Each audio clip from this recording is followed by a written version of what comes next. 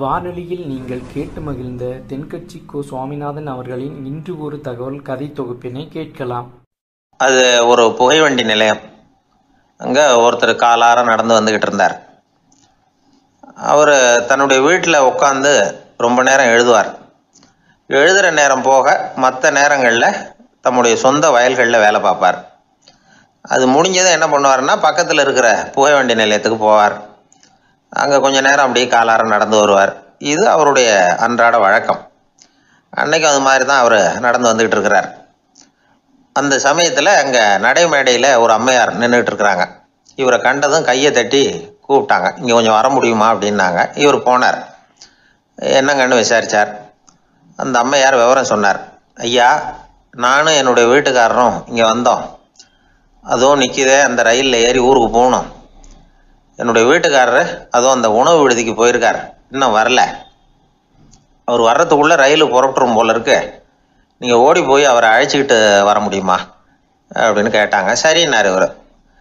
உடனே அந்த அம்மா தன்னுடைய கணவர் எப்படி இருப்பார் அப்படிங்கிற அடையாளங்களை கொஞ்சம் சொல்லி அனுப்புனாங்க. போய் தேடிக்கிட்டு இருக்க வேண்டாமேங்கிறதுக்காக. பார்க்குறதுக்கு இப்படி இருப்பார், இந்த மாதிரி ஆடை அணிஞ்சிருப்பார் அப்படின்னு விவரமாக சொன்னாங்க. அதை இவர் கவனமாக கேட்டுக்கிட்டார். நீங்கள் போய் அழைச்சிட்டு வாங்க, வந்த உடனே உங்களுக்கு உண்டான கூலியையும் கையோடு கொடுத்து விட்றேன் அப்படின்னாங்க அந்த அம்மா. இவர் போனார்.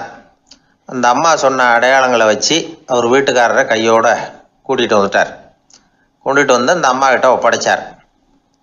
உடனே அவரும் ஏற்கனவே சொன்ன பிரகாரம் அவருக்கான கூலி பணத்தையும் கொடுத்தாங்க.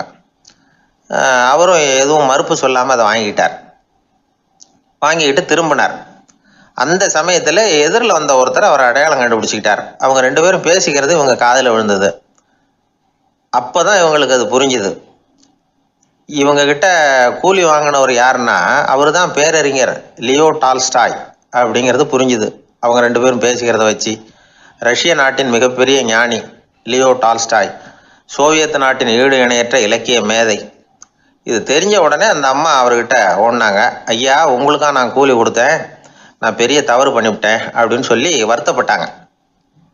பரவாயில்ல, ஆனால் நீங்கள் எனக்கு கொடுத்த கூலி பணத்தை நான் திருப்பி கொடுக்க மாட்டேன். ஏன் தெரியுமா, அது நான் உழைச்சி பெற்ற தொகை அப்படின்னார். யாருக்குமே அதிக மகிழ்ச்சியை தரக்கூடிய பணம் எதுன்னு கேட்டால், அது அவங்க உழைப்புக்கு ஊதியமாக கிடைக்கிற பணம் தான். நம்ம ஆட்கள் சில பேருக்கு உழைக்காமல் கிடைக்கிற தீய வழியில் வருகிற பணம் கூட மகிழ்ச்சியை கொடுக்கும். ஒரு பெரிய தொழிற்சாலை, அதோட முதலாளி கடுமையான ஒரு கட்டுப்பாடு விதிச்சிருந்தார். அது என்ன கட்டுப்பாடுன்னா, இந்த தொழிற்சாலைக்கு உள்ள யாரும் சிகரெட்டு பிடிக்கக்கூடாது அப்படிங்கிறது தான். ஒரு நாள் இந்த முதலாளி தன்னுடைய தொழிற்சாலையை சுற்றி பார்த்துக்கிட்டு வரார். அப்போ ஒரு இளைஞன் உள்ள சிகரெட்டு பிடிச்சிக்கிட்டு இருந்தான். அதை பார்த்து விடுறார். அவ்வளவுதான், அவருக்கு கோபம் வந்துட்டுது. உடனே உதவியாளரை கூப்பிட்டார். அதோ பாரு, அந்த சிகரெட்டு பிடிச்சிக்கிட்டு இருக்கிறானே, அவன் கணக்கை முடித்து வெளியில் அனுப்பி வச்சிரு அப்படின்னு உத்தரவு போட்டார். அது பிரகாரம் உடனே அவனை அழைச்சிட்டு போய் கணக்கு பார்த்து சம்பள பாக்கி, அப்புறம் உதவித்தொகை எல்லாத்தையும் மொத்தமாக கையில் கொடுத்து வெளியில் அனுப்பி வச்சுட்டாங்க. அவன் பணத்தோடு வெளியில் வந்தான். ஏதோ யோசனை பண்ணபடியே நின்றுக்கிட்டு இருந்தான். அவன், என்னப்பா யோசிக்கிற அப்படின்னாரு எதிரில் வந்தவர். இவன் சொன்னான், ஒன்றும் இல்லை, என்னோட நண்பன் ஒருத்தனை பார்க்கறதுக்காக உள்ளே போனேன். பேர் என்னன்னு கேட்டுவிட்டு ஒரு 50,000 ரூபா பணத்தையும் கொடுத்து வெளியில் அனுப்பி வச்சுட்டாங்க. அதுதான் ஏன்னு புரியல, யோசனை பண்ணிகிட்டு இருக்கிறேன் அப்படின்னு நானா இவன். அதனால் நாம் உழைச்சி சம்பாதிக்கிற பணம் தான் உயர்வு, சும்மா வர்ற பணம்லாம் மகிழ்ச்சியை தராது அப்படிங்கிறத புரிஞ்சுக்கணும். அப்பேற்பட்ட ஞானி ரஷ்ய மேதை அவர் பாருங்க, அந்த பணத்தை வாங்கின பணத்தை திருப்பி கொடுக்க மாட்டேன்னு விட்டார். ஏன்னா அது உழைத்து பெற்ற தொகை, அதை நான் கொடுக்க மாட்டேன்னார். அதனால் நமக்கு செல்வம் சேர்க்கறது பெருசு இல்லை, அந்த சேருகிற செல்வம் நமக்கு மகிழ்ச்சியை கொடுக்கணும். அதுக்கு என்ன வழின்னா, நாம் உழைத்து சம்பாதிக்கணும் அப்படிங்கிறத அதிலிருந்து புரிஞ்சிக்க வேண்டியது ரொம்ப அவசியம். அதனால் உழைப்போம் உயர்வோம், இதுதான் வெற்றியின் ரகசியம். ஒரு ஊரில் ஒரு மன்னர் இருந்தார். ஒரு நாள் அவருடைய அரசவைக்கு ஒரு ஓவியன் வந்தான். அவன் சீனா தேசத்திலிருந்து வந்தவன், தாவோ சிந்தனையாளன். அவன் அங்கே மன்னர் முன்னாடி நிற்கிறான். யாரும் செய்ய முடியாத ஒரு காரியத்தை என்னால் செய்ய முடியும்னா. இவன் இப்படி சொன்னதை கேட்டதும் ஏற்கனவே அங்கே இருந்த அரசவை ஓவியன் ஒருத்தனுக்கு கோபம் வந்துட்டுது. இதோ பாரு, இப்படிலாம் பேசக்கூடாது, நான் வேணும்னா உன்னுடைய சவாலை ஏற்றுக்கிறேன் அப்படின்னா. நாம் 2 பேரும் ஓவியம் தீட்டுவோம், அதை பார்த்துட்டு நம்ம 2 பேரில் யார் சிறந்த ஓவியன் அப்படிங்கிறத மன்னரே தீர்மானம் செய்யட்டும், என்ன சொல்கிற அப்படின்னு கேட்டான் அவன். அவனும் சரின்னு ஒத்துக்கிட்டான். போட்டி ஆரம்பமாச்சு. அரசர் அவங்களுக்கு 2 சுவர்களை ஒதுக்கி கொடுத்தார். 6 மாத காலம் அவகாசம் கொடுத்தார். 2 ஓவியர்களும் அவங்கவுங்க வேலையை ஆரம்பித்தாங்க. இரவு பகலாக வேலை செய்ய ஆரம்பிச்சுட்டாங்க. 6 மாதம் முடிஞ்சது. அரசர் வந்து பார்த்தார். முதல்ல தன்னுடைய அரசவை ஓவியர் தீட்டி இருந்த ஓவியத்தை பார்த்தார். ரொம்ப பிரமாதமாக இருந்தது, பாராட்டினார். இதோ பாரு, உன்னுடைய ஓவியம் அற்புதமாக இருக்குது, உயிரோட்டம் உள்ளதாக இருக்குது, கலையின் உச்சமே இதுதான், இதை விட சிறந்த ஒரு ஓவியத்தை வேற யாராலையும் படைக்க முடியாது அப்படின்னார். அதுக்கப்புறம் அந்த சீன ஓவியன்கிட்ட போனார். எங்கே உன்னுடைய ஓவியம்னு கேட்டார். திரைச்சீலையை விலக்கி விட்டு பாருங்கன்னா. மன்னர் வந்து அந்த திரைச்சீலையை விளக்குனார். உள்ளே வந்து ஓவியம் இருக்க வேண்டிய இடம் கண்ணாடி மாதிரி தெரிஞ்சுது. அவன் அந்த 6 மாத காலமாக அந்த சுவரை வந்து தேய்ச்சி தேய்ச்சி கண்ணாடி மாதிரி ஆக்கி வச்சிருக்கிறான். அதுக்கு நேராக எதிர் சுவரில் அரசவை ஓவியம் தீட்டின ஓவியம் இருக்குது. அது எதிரில் இருந்த இந்த கண்ணாடியில் பட்டு பிரதிபலிக்குது. மன்னர் யோசனை பண்ண ஆரம்பித்தார். அப்புறம் அந்த சீன ஓவியனை பார்த்து கேட்டார். இதை பாரு, நீ என்னுடைய ஆளை வந்து தோற்கடிச்சுட்ட அப்படிங்கிறதுல சந்தேகம் இல்லை, ஆனாலும் எங்களை ஏமாற்றி இருக்கிற, எந்த ஓவியமும் நீ வரையிலையே அப்படின்னார். அரசே, இதுதான் உண்மையான ஓவியம், உயிருள்ள ஓவியம். இது வந்து மனோபாவங்களை பிரதிபலிக்கும், மாறுகின்ற காலங்களை அப்படியே காட்டும் அப்படின்னா அந்த சீன ஓவியன். கையால் வரைகிற ஓவியங்களில் சலனம் இல்லை, கண்ணாடி அப்படி கிடையாது, சக்தியின் ஓட்டம் அதில் எப்பவும் இருந்துக்கிட்டே இருக்கும், கண்ணாடி மட்டுமே ஜீவன் உள்ள ஓவியமாக இருக்க முடியுங்கிறத அந்த சீன ஓவியன் தெரிஞ்சு வச்சிருந்தான். ஏன்னா அவன் ஒரு தாவோ சிந்தனையாளன். ஒவ்வொரு குழந்தையும் இந்த கண்ணாடியோடு தான் பிறக்குது. ஆனால் நாம் என்ன செய்கிறோம்னா ஓவியங்களை கண்ணாடி மீது பதிப்பிச்சு விடுறோம். கண்ணாடி நம்மளை பிரதிபலிக்குது. நம்முடைய அழகோ அவலட்சணமோ கண்ணாடியை பாதிக்கிறது இல்லை. ஏன்னா அதுக்கு மனம் கிடையாது. கடந்து போன வினாடியை பற்றி அது சிந்திக்கிறது இல்லை. அடுத்த கணத்தை பற்றின எதிர்பார்ப்பும் அதுகிட்ட கிடையாது. அதுதான் பற்றற்ற நிலை. மனிதனுக்கு தேவைப்படுறது அதுதான். கண்ணாடிக்கிட்ட இருந்து நாம் வந்து கற்றுக்கொள்ள வேண்டிய பாடம் இது. வாழ்க்கையில் வந்து மனிதர்களை நேசிக்கலாம், உலகின் அழகையெல்லாம் பிரதிபலிக்கலாம், ஆனால் எதையும் பற்றி கொண்டு விடக்கூடாது அப்படிங்கிறது பெரியவர்கள் அறிவுரை. துயரம்ங்கிறது பற்றுக்களின் சாயை. கண்ணாடி முன்னாடி நிற்கிறப்போவெல்லாம் நமக்கு இந்த ஞாபகம் வரணுமா. ஒரு குடும்ப தலைவர் ஒரு நாள் காலையில் விடிஞ்சு எழுந்திரிச்சதும் சத்தம் போட்டார். யார் இந்த கருங்குரங்கு படத்தை என் ரூமில் கொண்டாந்து மாட்டி வச்சது அப்படின்னு கத்தினார். சமையல் கட்டிலிருந்து மனைவி பதில் சொன்னாங்க. தூக்க கலக்கத்தில் உளராதிங்க, நல்லா பாருங்க, அது படம் கிடையாது, முகம் பார்க்குற கண்ணாடி அப்படின்னா. சில பேர் ஆளை பார்த்தா 60 வயசு மாதிரி தோணும், உண்மையான வயசு என்னன்னு பார்த்தா 40 அல்லது 45. சில பேரை பார்க்கறதுக்கு 45 மாதிரி தெரியும், உண்மையிலேயே 65 தாண்டி இருப்பாங்க. ஒரு மனிதனுக்கு 2 வகையான வயது உண்டுங்கிறார் ஓஷோ. அதாவது உடம்புக்குன்னு ஒரு வயசு, மனசுக்குன்னு ஒரு வயசு.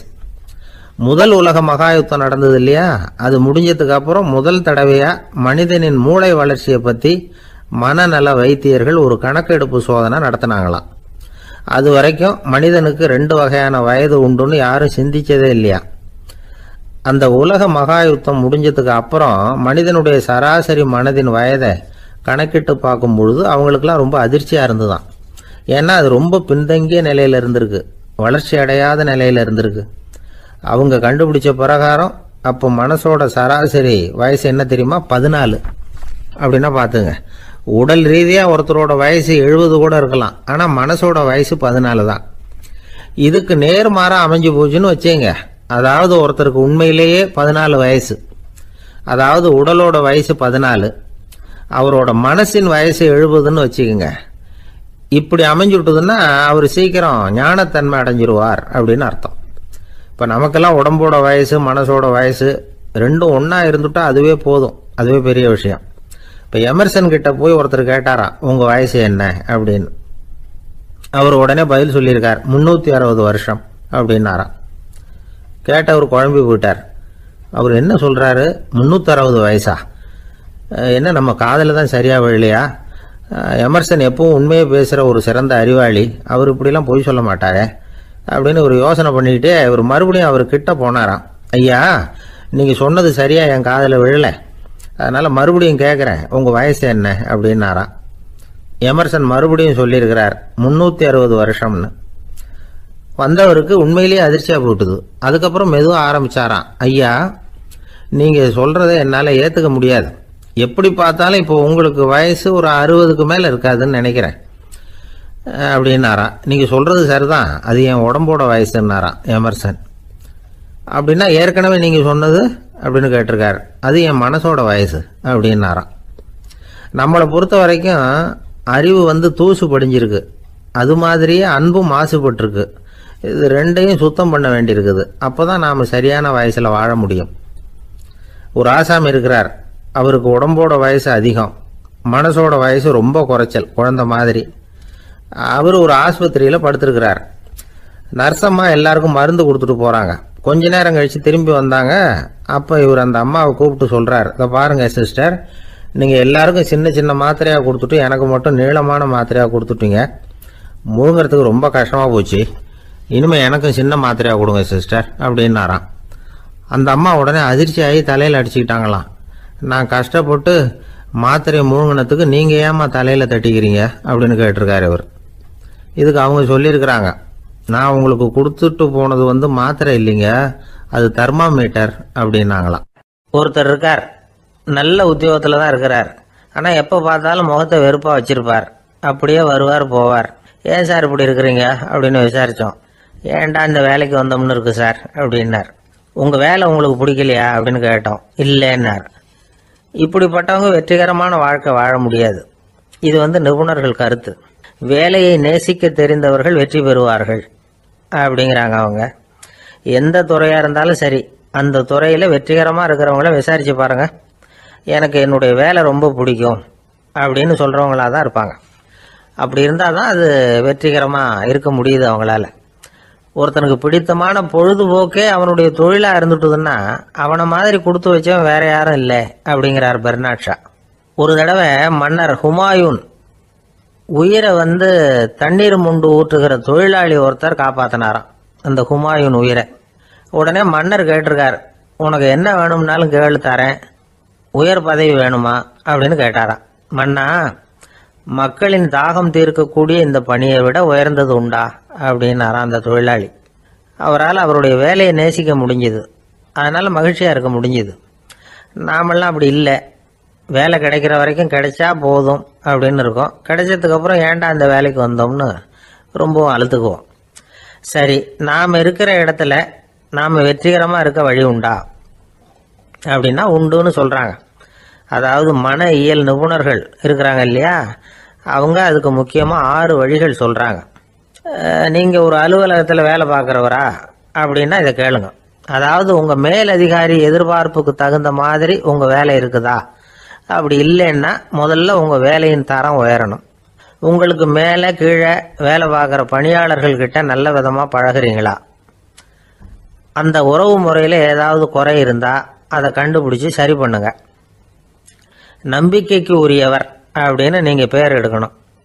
நீங்கள் எடுக்கிற முடிவு நல்ல முடிவாக தான் இருக்கும் அப்படின்னு அடுத்தவங்க சொல்லணும். உங்கள் தோற்றத்துக்கு முக்கியத்துவம் கொடுங்க. இது மனம் உடல் ரெண்டும் சம்மந்தப்பட்டது. அதனால் மனசையும் ஆரோக்கியமாக வச்சுருக்கணும், உடம்பையும் ஆரோக்கியமாக வச்சுருக்கணும். உங்களுடைய நிர்வாகம் செயல்படுற விதத்தை நல்லா புரிஞ்சு வச்சுக்கணும். உங்களுடைய நிர்வாகம் இப்போ ஒரு காரியம் செய்யுதுன்னு வச்சுங்க, ஏன் அப்படி செய்யுது, எதுக்காக அப்படி செய்யுது, அதனுடைய குறிக்கோள் என்ன, அது நீடிக்கிறதுக்கு காரணம் என்ன, இதையெல்லாம் தெரிஞ்சுக்கணும். சிரிப்புக்கு வஞ்சகம் பண்ணக்கூடாது, நல்லா சிரிக்கணும், அப்போ தான் அது திரும்ப கிடைக்கும். கடந்த கால தோல்வியை பற்றி கவலைப்படக்கூடாது. முதலாளி விருப்பம் தெரிஞ்சு நடந்துக்கிறது நல்லது தான். அதுக்காக காக்கா பிடிக்கணுங்கிற அவசியம் இல்லை. உங்களுக்கு ஒரு பொறுப்பான வேலை கிடைக்குது, உடனே சத்தம் குழப்பம் அப்படின்னு சூழ்நிலையை இறுக்கமாக ஆக்கிடக்கூடாது. எந்த சூழலையும் இயல்பாக கையாளக்கூடியவர் அப்படிங்கிறத காட்டணும். இதெல்லாம் உங்கள் துறையில் நீங்கள் வெற்றி பெற நிபுணர்கள் சொல்கிற யோசனைகள். இவ்வளவு விவரமும் சொல்லிவிட்டு ஒருத்தரை பார்த்து கேட்டோம், இப்போ சொல்லுங்க, நீங்கள் செய்கிற வேலை உங்களுக்கு பிடிச்சிருக்குதா அப்படின்னோம். ரொம்ப ரொம்ப பிடிச்சிருக்குது அப்படின்னார். சரி, என்ன செஞ்சுக்கிட்டு இருக்கிறீங்க அப்படின்னு கேட்டோம். சும்மா தான் இருக்கிறேன் அப்படின்னார் அவர். அந்த ஆளை கண்டா ஏன் இப்படி முகத்தை திருப்பிக்கிட்டு வர்றீங்க அப்படின்னு கேட்டார் ஒருத்தர் நண்பர்கிட்ட. எலெக்ஷனில் அவன் எதிர்த்து நின்னவன் சார், என்ன அவங்ககிட்ட நமக்கு என்ன பேச்சுவார்த்தை அப்படின்னாராம் ரொம்ப கோபமாக இவர். சரி, அந்த ஆள் யாருன்னு கேட்டேன். என் கூட பிறந்த தம்பி தான் சார் அப்படின்னார் அந்த கோபம் குறையாமல். அதாவது நம்ம ஊர் நிலவரம் இப்படி, அதாவது அண்ணனும் தம்பியும் எதிர்த்து நிற்பாங்க தேர்தலில், ஒருத்தர் கண்டா பேசிக்கிறது இல்லை. ஆனால் இங்கிலாந்தில் எப்படி தெரியுமா, அங்கே ஒரே மேடையில் போட்டி போடுற 2 வேட்பாளர்களும் பேசுவாங்களாம், பட்டிமன்றம் மாதிரி. ஒருத்தர் முதல்ல எழுந்திருப்பார், நான் இந்த தேர்தலில் வெற்றி பெற்றால் என்னென்ன செய்வேன் அப்படின்னு சொல்லிவிட்டு உட்காருவார். அதுக்கப்புறம் அடுத்தவர் எழுந்திருப்பார், அவர் சொல்லுவார், நான் வெற்றி பெற்றால் இந்த மக்களுக்கு என்னென்ன செய்வேன், இந்த நாட்டுக்கு என்னென்ன செய்வேன் அப்படிங்கிறத சொல்லிவிட்டு உட்காருவார். 2 பேரும் ஒரே மேடையில் பேசுவாங்க. மக்கள் 2 பேர் பேச்சையும் கேட்டுக்கிட்டு ஒரு முடிவுக்கு வருவாங்க. இதுதான் அங்கே உள்ள பழக்கம். இங்கே அப்படி இல்லை. இங்கே ஒருத்தர் பார்த்தாவே முகத்தை திருப்பிக்கிறது. ஒரு தடவை இது மாதிரி ஒரு கூட்டம் நடந்துகிட்டு இருக்கு அங்கே வெளிநாட்டில் தான். நேரத்துக்கு சரியாக ஒரு வேட்பாளர் வந்து சேரல. இது இங்கிலாந்தில் நடந்த நிகழ்ச்சி. அப்புறம் என்னாச்சுன்னா, ஒருத்தர் வந்துட்டாரு, இன்னொருத்தர் வந்து சேரல. அப்புறம் உடனே அந்த ஒருத்தர் வந்தவர் பேச ஆரம்பிச்சிட்டார். அதாவது அந்த இன்னொருத்தர் சார்பாகவே பேசிட்டாராம். அதாவது அவர் வரல, நான் அவர் சார்பாக நான் பேசிடுறேன். அதாவது அவர் ஜெயிச்சுட்டா அவர் என்னென்ன செய்வார் இந்த நாட்டுக்கு அப்படின்னு சொல்லி அவர் பக்கத்தில் உள்ள நியாயத்தை எடுத்து இவரே சொல்லிட்டாராம். இப்படிலாம் அங்கே நடந்துதான். இது எப்பேற்பட்ட தேர்தல் பண்பாடு பாருங்க. அதனால இன்னொரு விஷயம், இப்போ இங்கிலாந்துலாம் ஓட்டு கேட்குறப்ப வெற்றியா தோல்வியாங்கிறத ஓரளவுக்கு யூகிச்சு விடலாமா. இப்போ ஒரு வேட்பாளர் ஒரு வீட்டுக்கு முன்னாடி போய் நின்று எனக்கு ஓட்டு போடுங்கன்னு கேட்குறாருன்னு வச்சுங்களேன், அதுக்கு என்ன பார்த்து செய்கிறோம், போயிட்டு வாங்க அப்படின்னு சில வீடுகளில் வாசலில் நின்னே சொல்லி அனுப்பிச்சிருவாங்களாம். வேற சில வீடுகளில் எப்படின்னா, வேட்பாளரை வீட்டுக்குள்ளே கூப்பிட்டு காபி சாப்பிட சொல்லி உபசரித்து அதுக்கப்புறம் அனுப்பி வைக்கிறது வழக்கமா. இதில் எந்த வீட்டு ஓட்டு நிச்சயம் தெரியுமா? வாசலில் நின்னே வழி அனுப்பி வச்சுடுறாங்க பாருங்க, அவங்க ஓட்டு நிச்சயம். உள்ளே கூப்பிட்டு காப்பி கொடுத்து அனுப்புகிறாங்க பாருங்க, அவங்க ஓட்டு நிச்சயம் இல்லையா. சரி, அப்புறம் ஏன் அந்த உபசரிப்பு அப்படின்னு கேட்டால் அதுக்கு ஒரு காரணத்தை சொல்கிறாங்க. அதாவது அது ஒரு அனுதாபத்தை தெரிவிக்கிற முறையா. ஐயோ பாவம், நாம் இவருக்கு ஓட்டு தான் போட போகிறதில்ல, எதையாவது செய்வோம், காப்பியாவது சாப்பிட்டு போகட்டும் அப்படிங்கிற எண்ணமா. இப்படி அந்த ஒரு பழக்கம். ஆக அந்த ஊரில் நிறைய காப்பி சாப்பிட்ணும்னு ஒருத்தர் ஆசைப்பட்டால் தேர்தலில் தோற்று போகிறதுக்கு தயாராக இருக்கணும். ஒரு சமயம் ஒரு ஊரில் தேர்தல் நடந்துதான். ஒரு தொகுதியில் நின்று தோற்று போன ஒருத்தர் கையில் ஒரு துப்பாக்கியோட ஊருக்குள்ளே சுற்றிக்கிட்டு இருந்தாராம். ஒரு போலீஸ்காரர் அவரை பார்த்துட்டு சந்தேகப்பட்டிருக்கார். அதனால் அவரை தடுத்து நிறுத்தி, என்ன இது துப்பாக்கியோட சுற்றுறீங்களேன்னு விசாரிச்சிருக்கார். இதுக்கு அவர் சொன்னாராம், சார், இந்த தொகுதியில் மொத்தம் 1,00,000 வாக்காளர்கள், அதில் எனக்கு 10,000 பேர் மட்டும்தான் எனக்கு ஓட்டு போட்டிருக்கிறாங்க. அப்படின்னா எனக்கு வேண்டாதவங்க இந்த தொகுதியில் 90,000 பேர் இருக்கிறாங்கன்னு அர்த்தம். இப்படி ஒரு சூழ்நிலையில் நான் என்னுடைய பாதுகாப்புக்கு ஆயுதம் இல்லாமல் நடமாடலாமா அப்படின்னு கேட்டாராம். எவ்வளவு எச்சரிக்கை பாருங்க. நம்ம ஊரில் சில பேர் ஓட்டு கேட்குற விதமே தனி. ஒருத்தர் ரொம்ப சாமர்த்தியமாக ஓட்டு கேட்பாராம். அவர் எப்படின்னா, ஒரு வீட்டுக்கு போகிறாருன்னு வச்சுங்களேன், அந்த நேரம் அந்த வீட்டுக்காரரு என்ன செஞ்சுக்கிட்டு இருக்கிறாரோ அதே வேலையை இவரும் கொஞ்ச நேரம் செய்வாராம், அவருக்கு ஒத்தாசையா. அதுக்கப்புறம் மெதுவாக பேச்சு கொடுப்பார், ஓட்டு கேட்பார், இது மாதிரி எலெக்ஷனில் நிற்கிறேன் கவனிக்கணும்னு. அது மாதிரி ஒரு தடவை அவர் போனப்போ அங்கே அவர் என்ன பண்ணிட்டு இருக்காரு, வீட்டுக்கு பின்னாடி மாட்டு கொட்டையில் பால் கறந்துக்கிட்டு இருக்கார் ஒரு பசுமாட்டுக்கிட்ட. அந்த வீட்டில் இவர் ஓட்டு கேட்க போனவர் இவர் ஓடி போய் இன்னொரு சொம்பை எடுத்துக்கிட்டு அதே மாட்டுக்கு இன்னொரு பக்கம் போய் உட்காந்துக்கிட்டு இவரும் பால் கறக்க ஆரம்பிச்சிட்டார். எதிர உட்காந்துட்டு இருக்காரு இவர் இந்த பக்கம் உட்காந்துருக்கார். கீழே கொஞ்சம் குனிஞ்சு பார்த்தா ஒருத்தர் முகத்தை ஒருத்தர் பார்க்கலாம். கொஞ்ச நேரம் ஆனதுக்கப்புறம் இவர் மெதுவாக அவர்கிட்ட பேச்சு கொடுத்தாராம். இது மாதிரி, நான் எலெக்ஷனில் நிற்கிறேன், நீங்கள் ஓட்டு போடணும், அதுக்காக தான் வந்தேன்னாராம். அது முடியாதுங்களேன்னாராம் அவர். ஏன்னு கேட்டிருக்கார். நான் இந்த வீட்டுக்காரன் இல்லை, நானும் உன்ன மாதிரி ஓட்டு கேட்க வந்தவன் தான் அப்படின்னாராம் அவர். ஜெருசலேம் அங்கே உள்ள ஒரு தேவாலயம். அதில் உள்ள பலிபீடத்தின் முன்னாடி ஒரு பெட்டி உண்டு. அது காணிக்கை பெட்டி. ஆலயத்துக்கு வர்றவங்க பிரார்த்தனை பண்ணிவிட்டு திரும்பி போகிற சமயத்தில் அந்த பெட்டியில் காணிக்கை போடுவாங்க. அவங்களால எவ்வளவு முடியுமோ அவ்வளவு போடுறது வழக்கம். அவங்கவுங்க வசதிக்கு தகுந்த மாதிரி போடுவாங்க. வசதி உள்ளவங்களாக இருந்தாலும் சரி, வசதியே இல்லாத வறியவர்களாக இருந்தாலும் சரி, ஆலய காணிக்கை பெட்டியில் காசு போடுறது அவங்களுக்கு ரொம்ப பெருமையான ஒரு செயல்.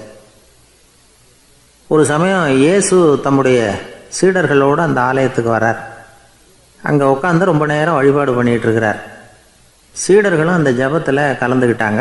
வழிபாடு முடிஞ்சுது. இயேசு உட்காந்துருக்கிறார். காணிக்கை பெட்டியில் காசு போடுறவங்கள கவனிக்கிறார். சீடர்களும் அதையே கவனிச்சுக்கிட்டு இருக்கிறாங்க. ரொம்ப பேர் வரிசையாக வந்தாங்க. அவங்களால முடிஞ்ச அளவுக்கு காசு போட்டுட்டு அவங்க பாட்டுக்கு போய்கிட்டு இருக்கிறாங்க. வசதியானவங்க நிறைய பேர் வந்தாங்க. அதுக்கு மத்தியில் வயசான ஒரு அம்மா, அவங்களும் வந்து காசு போட்டுட்டு போகிறாங்க. இப்போ இயேசு தன்னுடைய சீடர்கள் பக்கம் திரும்பினார். ஒரு கேள்வி கேட்டார். இப்போ இந்த காணிக்கை பெட்டியில் நிறைய பேர் வந்து காசு போட்டுட்டு போகிறத நீங்கள் கவனிச்சிங்க. இன்னைக்கு இந்த காணிக்கை பெட்டியில் ரொம்பவும் அதிகமாக காசு போட்டது யார் அப்படின்னு கேட்டார். முதல்ல வந்தார ஒரு பெரிய மனுஷன், அவர் தான் அதிகமாக போட்டார் அப்படின்னார் ஒருத்தர். மூணாவதாக வந்தவர் தான் அதிகமாக போட்டார், நான் கவனித்தேன் அப்படின்னாரு இன்னொருத்தர். இப்படி ஆளுக்கு ஒரு விதமாக சொல்கிறாங்க.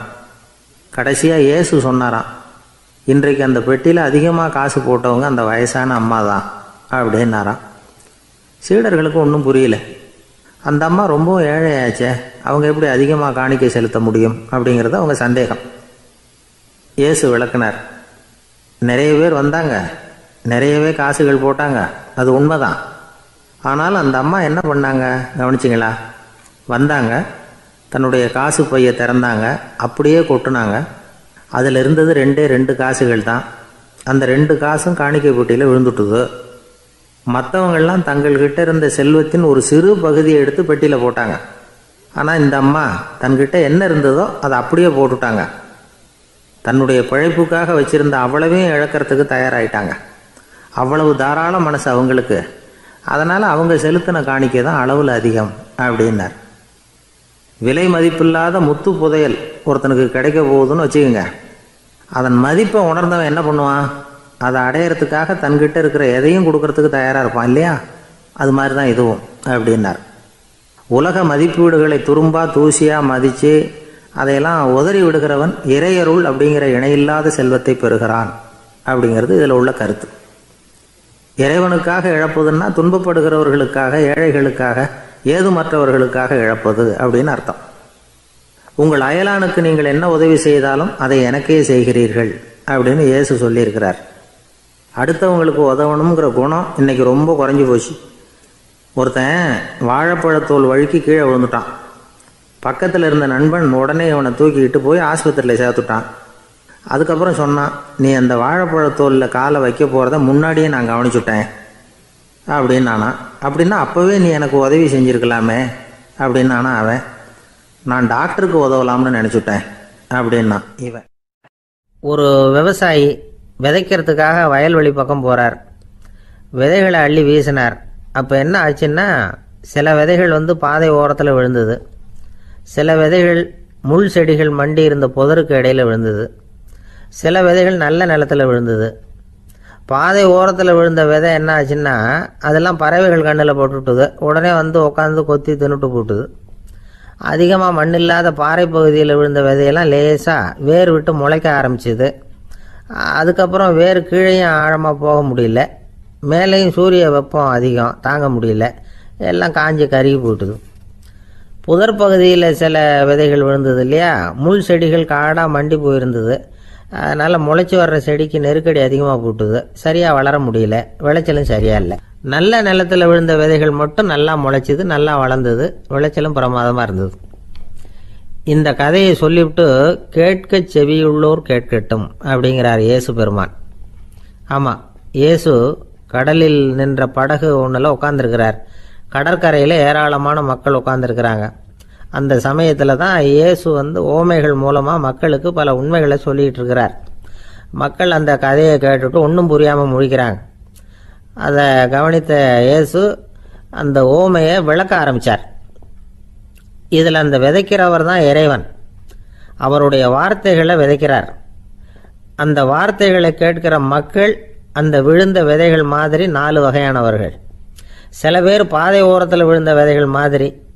இறைவன் வார்த்தைகளை அவங்க கேட்குறாங்க, ஆனால் தீய எண்ணங்கள் செய்கைகள் மூலமாக விதைக்கப்பட்ட வார்த்தைகள் அழிஞ்சு போடுது. இறைவன் வார்த்தைகளை கேட்ட உடனே மகிழ்ந்து போய் உடனே சில பேர் அதை ஏற்றுக்கிறாங்க. இவங்கெல்லாம் அந்த பாறை பகுதியில் விழுந்த விதைகள் மாதிரி. அதனால் இவங்கெல்லாம் வேறு இல்லாதவங்க. கொஞ்ச காலத்துக்கு இறை வார்த்தைகளுக்கு கீழ்ப்படிந்து நடப்பாங்க. அதனால் ஏதாவது இடைஞ்சல் ஏற்பட்டால் உடனே தடுமாறுவாங்க. தங்கள்கிட்ட இருக்கிற நல்ல பண்புகளை விட்டுட்டு பாவ வழிகளுக்கு போயிடுவாங்க. முள் செடிகளுக்கு இடையில விழுந்த விதைகள் மாதிரி உள்ளவங்க யாருன்னா, இவங்களுக்கு உலக கவலை உண்டு, செல்வத்தின் மீது மயக்கம் உடையவர்கள், உலக ஆசைகள் இவங்களுக்குள்ள பூந்துடுறதுனால அங்கே இருக்கிற நல்ல பண்புகள் மறைஞ்சு போயிடுது. அதனால் அவங்களும் உபயோகம் இல்லாதவங்களா ஆயிடுறாங்க. நல்ல மனிதர்கள் நல்ல நிலத்தில் விழுந்த விதைகளுக்கு ஒப்பானவர்கள். இவங்க இறை வார்த்தையை கேட்குறாங்க, அதை ஏற்றுக்கிறாங்க, அவங்களும் நல்லபடியாக வாழுறாங்க, அடுத்தவங்களுக்கும் உபயோகமாக இருப்பாங்க. இதுதான் இயேசு சொன்ன விளக்கம். நல்ல வார்த்தைகளை கேளுங்கள், நல்ல வார்த்தைகளை ஏற்றுக்கொள்ளுங்கள், அடுத்தவங்களுக்கு உபயோகமாக இருங்க. இதுதான் பெரியவங்கள்லாம் நமக்கு சொல்லுகிற உபதேசம். ஒரு அப்பா தன்னுடைய மகனுக்கு உபதேசம் பண்ணார். இதை பாருப்பா, நல்ல வார்த்தைகளை கேட்கணும், எப்போதுமே மகன் அப்பா பேச்சை கேட்கறது நல்லது அப்படின்னாராம். நீ ஏதாவது ஒரு தப்பு பண்ணால் என் தலையில் ஒரு முடி நரைச்சி வெள்ளையாக போடும்பா, நீ செய்கிற ஒவ்வொரு தப்புக்கும் என் தலையில் ஒவ்வொரு முடி வெள்ளையாயிடும் அப்படின்னாராம். பையன் யோசிச்சான், அப்பா இப்போ தான் எனக்கு புரியுது, தாத்தாவோட தலைமுடி பூராவும் வெள்ளையாக இருக்கிறதுக்கு என்ன காரணம்ங்கிறது எனக்கு இப்போ தான் புரியுது அப்படின்னானா. ஐயா, உங்கள் பேரை தொடர்ந்து தினம் கேட்டுக்கிட்டு இருக்கிறேன் அப்படின்னார் ஒருத்தர். தொடர்ந்து கேட்குறீங்களே, உங்களுக்கு காது வலிக்கலையா அப்படின்னு கேட்டோம். பேசுகிற உங்களுக்கே வாய் வலிக்கல அப்படிங்கிறப்போ கேட்குற எங்களுக்கு எப்படி காது வலிக்கும் அப்படின்னார். நம்ம உடம்புல ஒரு அதிசயம் என்ன தெரியுமா? ரொம்ப நேரம் நாம் நடக்கிறோம்னு வச்சுக்கோங்க, கால் வலிக்கும். ரொம்ப நேரம் வேலை செஞ்சால் கை வலிக்கும், உடம்பு வலிக்கும். ரொம்ப நேரம் பார்த்துக்கிட்டே இருந்தால் கண்ணு வலிக்கும். ரொம்ப நேரம் பேசிக்கிட்டே இருந்தால் வாய் கூட வலிக்கும். ஆனால் ரொம்ப நேரம் கேட்டுக்கிட்டே இருக்கிறதுனால காது வலிக்கிறது இல்லை. அதனால் கேட்கறதுக்கு முக்கியத்துவம் கொடுத்தாங்க நம்ம பெரியவங்க. திருவள்ளுவர் தேவையில்லாமல் வார்த்தைகளை உபயோகப்படுத்த மாட்டார். ஒரு திருக்குறள்னு எடுத்துக்கிட்டாவே அதில் மொத்தம் 7 வார்த்தைகள், அவ்வளவுதான். அப்படி 7 வார்த்தைகள் மட்டுமே உள்ள ஒரு திருக்குறளில் வள்ளுவர் ஒரே வார்த்தையை 5 தடவை உபயோகப்படுத்தியிருக்கிறார், திரும்ப திரும்ப பயன்படுத்தியிருக்கிறார். அப்படின்னா அதை எந்த அளவுக்கு வலியுறுத்தி சொல்கிறார் அப்படிங்கிறத நாம் புரிஞ்சுக்கணும். அது என்ன குறள்? செல்வத்துள் செல்வம் செவிச்செல்வம், அச்செல்வம் செல்வத்துள் எல்லாம் தலை. செவிச்செல்வம்ங்கிறது அவ்வளவு முக்கியமானது. கற்றலின் கேட்டல் நன்று. அதிகம் கேட்கணுங்கிறதுக்காகத்தான் எவ்வளவு கேட்டாலும் காது வலிக்கிறது இல்லை. குறைச்சலாக பேசணும், அதிகமாக கேட்கணும். இன்னொரு விஷயம் கவனிங்க, நம்ம உடம்புல கண்ணுக்கு மூடி இருக்குது, எதையாவது நாம் பார்க்க விரும்பலைன்னா உடனே கண்ணை மூடிக்கலாம். நம்ம வாய்க்கு மூடி இருக்குது, பேச விருப்பம் இல்லையா, வாயை மூடிக்கலாம். மூக்குக்கு கூட மூடிக்கிற வசதி இருக்குது, எதையாவது முகர விருப்பம் இல்லையா, மூச்சை அடக்கிக்கலாம். ஆனால் பாருங்கள், காதுக்கு மூடி கிடையாது, அதை கையால் தான் மூட முடியும். யார் என்ன சொன்னாலும் அது நல்லதோ கெட்டதோ காதில் விழுந்துக்கிட்டு தான் இருக்கும். அறிவு தான் நல்ல விஷயங்களை எடுத்துக்கிட்டு கெட்ட விஷயங்களை விட்டுடணும். நல்ல கருத்துக்கள் நம்ம காதில் நிறைய விழுந்துக்கிட்டே இருக்கணும். அதை கேட்டு நாம் நல்லபடியாக வாழணுங்கிறது தான் படைப்பின் விருப்பம். ஆன்மீகவாதிகள் கூட ஒன்று சொல்லுவாங்க, அதாவது ஆன்மீக பாதையில் நீங்கள் முன்னேறணும்னா முதல்ல சிரவணம் செய்யணும்பாங்க. அதாவது பெரியவங்க சொல்கிற நல்ல கருத்துக்களை கேட்கணும் அப்படின்னு அதுக்கு அர்த்தம். அதனால் யார் நல்ல கருத்துக்களை சொன்னாலும் அதை காது கொடுத்து கேளுங்க. இவ்வளவு கருத்துக்களையும் நம்ம நேயர் ஒருத்தர்கிட்ட சொல்லிகிட்டு இருந்தோம். அவரும் சரி சரின்னு தலையாடிக்கிட்டே இருந்தார். அப்புறம் சொன்னார், நீங்கள் சொல்கிறது சரிதான் சார், காதுக்கு மூடி இல்லைங்கிறது ரொம்ப சரி, அதனால தான் உங்கள் தகவல் கூட நாங்கள் விரும்புகிறோமோ இல்லையோ தினம் காதில் விழுந்துக்கிட்டு இருக்குது அப்படின்னார். எங்களுக்கு ரொம்ப பெருமையாக இருந்தது. அப்படியா அப்படின்னோம். ஆனாலும் என்ன மாதிரி சில பேர் நீங்கள் தகவல் சொல்கிற சமயத்தில் காதில் மூடி இல்லையேன்னு சொல்லி கவலைப்படுறதில்ல சார் அப்படின்னார். ஏன்னு கேட்டோம். காதை மூடுறதுக்கு தானே வசதி இல்லை, ரேடியோவை மூடுறதுக்கு வசதி இருக்குதுல்ல, அதனால் டக்குன்னு அதை மூடி வச்சுருவோம் அப்படின்னார். தேசத்து மேலேயும் தாய்மொழி பேர்லையும் செலுத்துகிற அன்புக்கு அபிமானம்னு பேர். தேசாபிமானம்னு சொல்கிறோமே, இதுதான். ஒரு கணவன் மனைவி பேரில் காட்டுற அன்புக்கு காதல்னு பேரு, கடவுள் பேரில் செலுத்துகிற அன்புக்கு பக்தின்னு பேரு. இப்படி அன்புல பல ரகம் இருக்கிறப்போ அதில் உள்ள வித்தியாசம் தெரியாமல் இடம் மாற்றி அன்பு காட்டினா இடைஞ்சல் தான். சரி, இந்த அன்பை பற்றி விஞ்ஞானம் என்ன சொல்லுது தெரியுமா? இதயத்தை பாதுகாக்கிறதுக்கு முக்கியமாக தேவைப்படுற ஒன்று இந்த அன்பு தான்னு சொல்லுது. நெதர்லாந்து விஞ்ஞானிகள் இதை ஆராய்ச்சி பண்ணியே கண்டுபிடிச்சிருக்கிறாங்க. கொஞ்சம் முயல் குட்டிகளை 2 பிரிவாக பிரித்தாங்க. 2 குரூப்புக்கும் கொழுப்பு அதிகமாக உள்ள ஆகாரத்தையே கொடுத்துக்கிட்டு வந்தாங்க. ஆனால் ஒரு குரூப்புக்கு வெறுமன ஆகாரத்தை கொடுத்ததோட சரி, இன்னொரு குரூப்பு முயல்களுக்கு ஆகாரம் கொடுத்ததோட நிறுத்திக்கல.